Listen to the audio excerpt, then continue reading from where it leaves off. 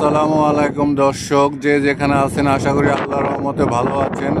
আমি Khandakar Atikur Rahman future explore থেকে আপনাদেরকে অভিনন্দন জানাচ্ছি। আমি আজ আপনাদেরকে নিয়ে আসছি লন্ডনের ওয়েস্টমিনিস্টার বার্কিংহাম প্যালেসে রানী এলিজাবেথের বাসভবন। আমি এখন আপনাদেরকে রানী এলিজাবেথের বাসভবনের কিছু অংশ, রাজপ্রাসাদের কিছু অংশ এবং রাজপ্রাসাদের চারপাশে যে বাগান আছে তাই সেই বাগানগুলি আমি একটু ঘুরে দেখাবো। চলেন যাই একটু ঘুরে আসি রাজপ্রাসাদ। আপনারা আমার সাথে দেখতে থাকুন রাজপ্রাসাদটি।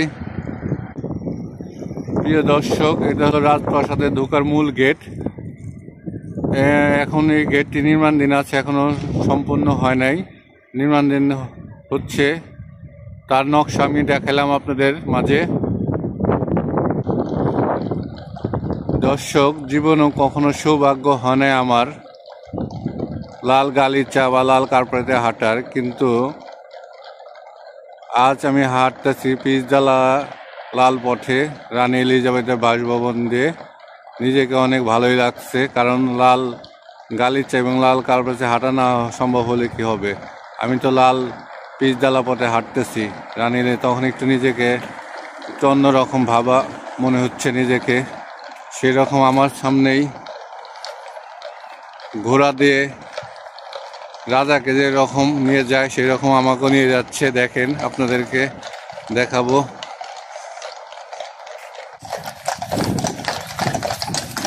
বিশাল ঘোড়ার বাহিনী, এই ঘোড়ার বাহিনী আমাকে বরণ করে নিচ্ছে।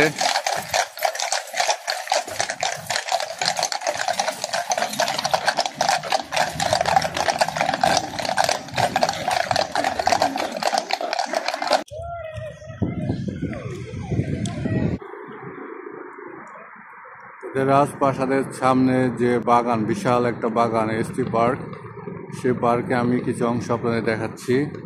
দেখেন কত হলুদে ভরে গেছে সে বাগানে। টিউলিপ ফুল আমি আপনাদেরকে দেখাচ্ছি।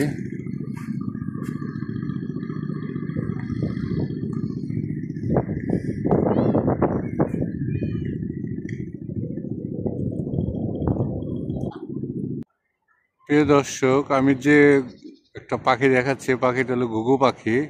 এটা আমাদের বাংলাদেশে যে ঘুঘু পাখি আছে তার চেয়ে অনেক বড়। এদেশে ঘুঘু পাখিগুলি অনেক বড় হয় আমাদের বাংলাদেশের তুলনা পাখির চেয়ে। এদেশে প্রচুর ঘুঘু পাখি আছে আমাদের দেশের, আর হলো দোয়েল পাখি আছে। দোয়েল পাখিগুলো প্রচুর বড় এই দেশের, যেটা আমাদের দেশের চেয়ে, আমাদের দেশের 4টা দোয়েল পাখি আর এই দেশের একটা দোয়েল পাখি সম পর্যায়ে।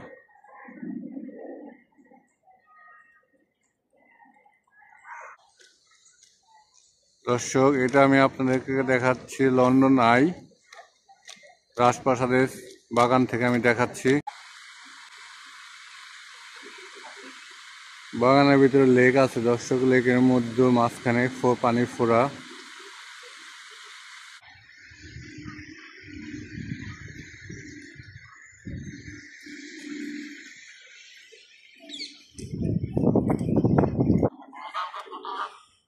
দর্শক দেখেন, এই লেকের মধ্যে কত ধরনের শালিক আছে, তারপরে রাজা হাঁস আছে,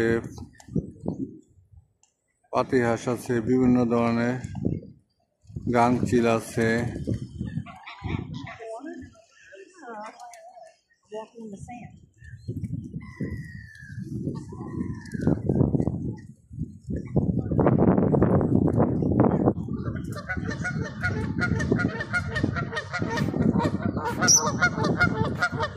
হাঁসের ডাকাডাকি।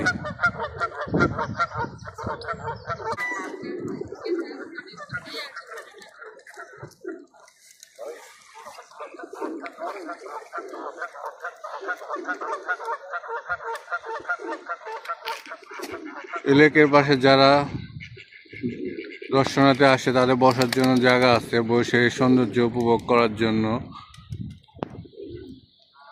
পার্কের দায়িত্বে যারা আছেন তারা ব্যবস্থা করে রেখেছেন।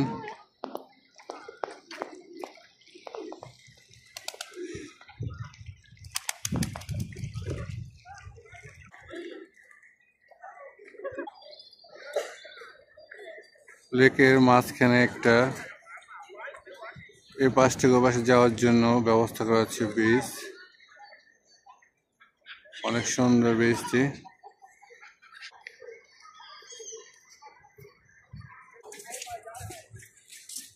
দর্শক, মেন রাস্তা থেকে রাজপ্রাসাদে আসতে হলে কমপক্ষে 10 থেকে 15 মিনিট হাঁটতে হয়, কিন্তু আমি রাস্তা ধারে না হেঁটে পার্কের ভিতরে হেঁটে আসছি আপনাদের পার্কের সৌন্দর্য দেখার জন্য। Ja, das hat voll den fetten Arsch. Ja, Luca.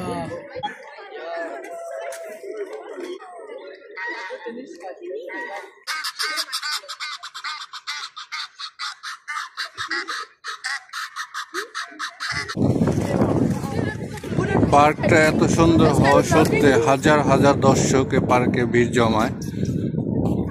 আর এই পার্কের ভিতরে এত পাখি, এত ধরনের পাখি যা অন্য কোনো পার্কে নেই লন্ডনে।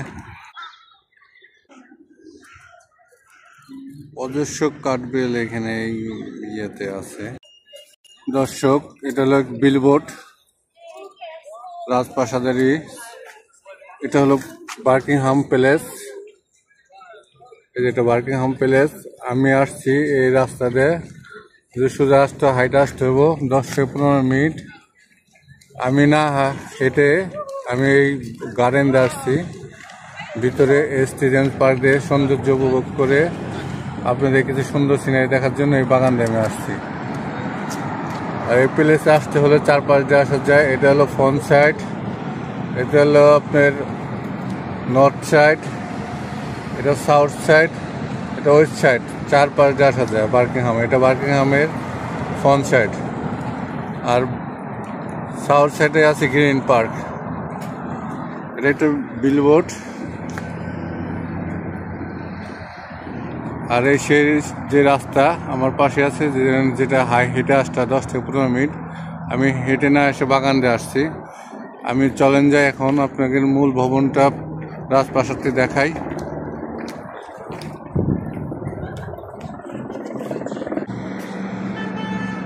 এটা হলো রাজপ্রাসাদের মূল ভবনের সামনে অংশ। আমি দাঁড়িয়ে আছি এখন।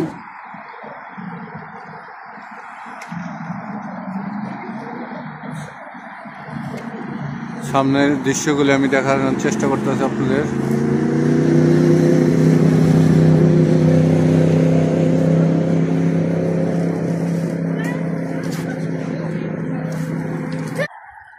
প্রিয় দর্শক, আমার সামনে যে গোল্ডেন কালারের স্মৃতিস্তম্ভ দেখতেছেন, এটা হলো রানী ভিক্টোরিয়ার মেমোরিয়াল নামে স্মৃতিস্তম্ভ করা হচ্ছে রানী ভিক্টোরিয়া।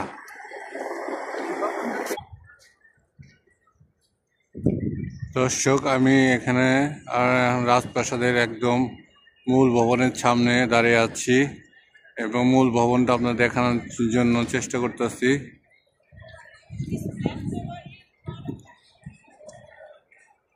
এই রাজপ্রাসাদের আমার সামনে যে বারান্দাটা দেখতেছেন আপনারা, এই বারান্দা হলো সেই বিশেষ বারান্দা একটা। এই বারান্দার মধ্যে রাজপ্রাসাদের যতগুলি কার্যক্রম জনসম্মুখে প্রকাশ করা হয়, তাদের খুশি খবর, তাদের মানে যত ধরনের খুশি খবর আছে এই বারান্দা থেকে দাঁড়িয়ে রানী এলিজাবেথ বা তার বংশধররা লন্ডনবাসীকে জানানো হয়। রাজপ্রাসাদের মূল ফটকে ঢুকতে হলে 3টি গেট আছে। এটা হলো একটা গেট, তারপরে এটা হচ্ছে মূল গেট, তার পাশে আরেকটা, ওই লাস্ট হচ্ছে আরেকটা গেট। মোট তিনটা গেট রাজপ্রাসাদ ঢোকার জন্য। দর্শক, এটা রাজপ্রাসাদে ঢুকতে হলে মূল গেট, এটা এই গেট দিয়ে ভিতরে ঢুকতে হয়। রাজপ্রাসাদের ভিতরে ঢোকার জন্য এটা হচ্ছে মূল গেট। দর্শক, এটা রাজপ্রাসাদে সেই ঐতিহাসিক বারান্দা যেখানে রানী এলিজাবেথ দাঁড়িয়ে জনসাধারণের সঙ্গে দেখা করতেন এবং রাজপ্রাসাদের মূল গেটের আজ ভিতরে ঢোকার জন্য গেটটা খোলা। ভিতরে আরেকটি ভবন দেখা যাচ্ছে।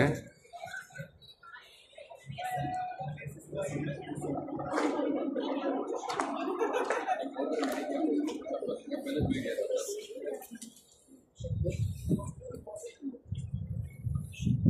মূল গেটের এই গেটটা কখনো খোলা থাকে না, আজকে আমি দেখছি খোলা আছে, কারণ আমি এর আগে আর দুবার আসছি। এই যে আপনারা দেখতেছেন এই গেটটা আজকে খোলা আছে। ভিতরে আরেকটি ভবন দেখা যাচ্ছে, দেখেন ওই ভিতরে আরেকটা ভবন দেখা যাচ্ছে।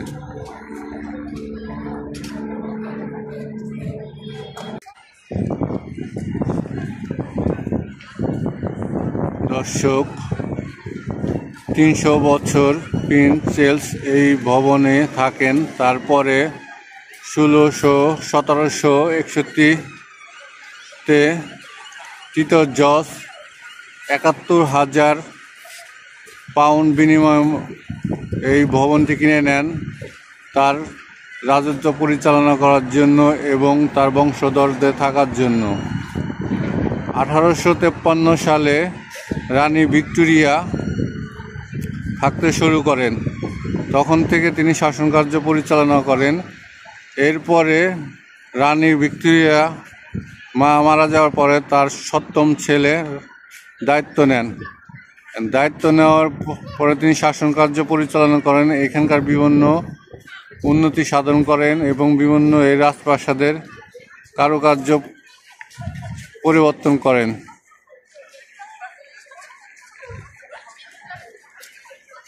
এরপরে রানী এলিজাবেথ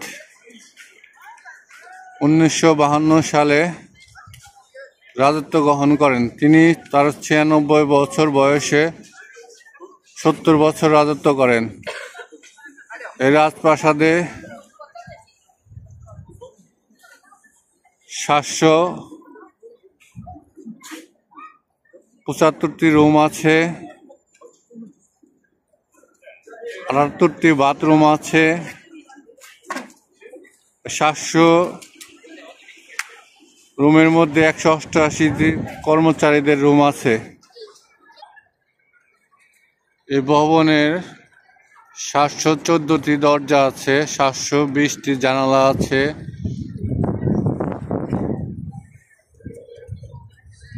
এই ভবনের 108 ফুট দৈর্ঘ্য, 120 মিটার প্রস্থ,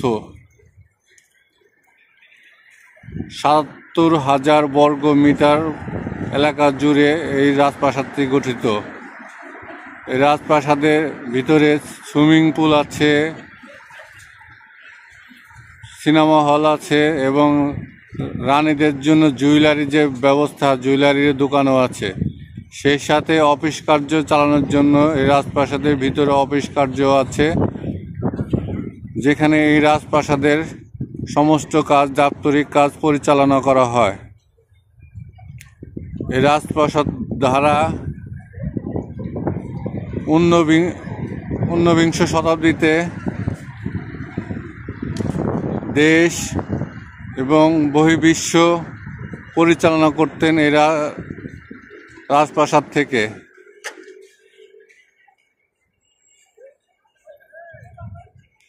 এখন এই রাজপ্রাসাদের দায়িত্ব আছে রানী এলিজাবেথের ছেলে 3য় প্রিন্স চার্লস।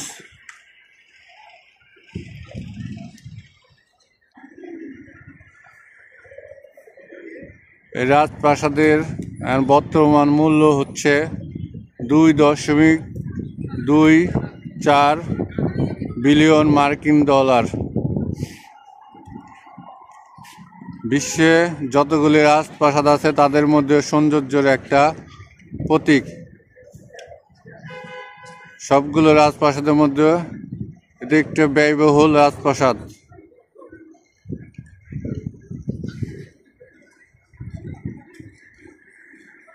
দেশের এবং দেশের বাইরে বিভিন্ন জায়গা থেকে প্রতিদিন হাজার হাজার দর্শক এখানে ভিড় জমায় রাজপ্রাসাদ দেখার জন্য। প্রিয় দর্শক, আজ এখানে রাখি। যদি আমাদের এই ভিডিওটা ভালো লাগে তাহলে আপনাদের লাইক, শেয়ার, কমেন্ট এবং সাবস্ক্রাইব করবেন। সেই সাথে দেখা হবে নতুন কোনো জায়গা, নতুন কোনো ভিডিওতে। আল্লাহ আপনাদের সর্বদা ভালো রাখুক। আল্লাহ হাফেজ।